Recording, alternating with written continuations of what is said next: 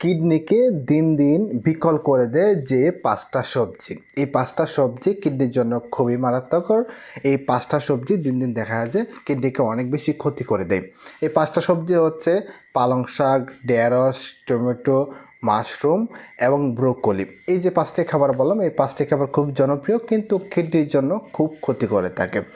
এই 5টি সবজিতে দেখা যায় যে রয়েছে অক্সালেট রয়েছে, গ্লুটামাইট রয়েছে এবং পিউরিন রয়েছে। এই 3টা ক্ষতিকারক উপাদান থাকার কারণে আমাদের শরীরে মেটাবলিজমের মাধ্যমে ইউরিক অ্যাসিডের পরিমাণ অনেক বেশি বাড়িয়ে দেয়।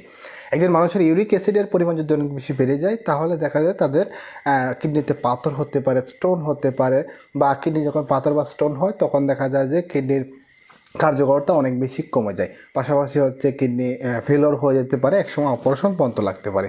যারা কিডনি রোগে আক্রান্ত বা কিডনিতে সমস্যা হয় তারা এই 5টি খাবার অবশ্যই খাবেন না। খাওয়ার আগে অবশ্যই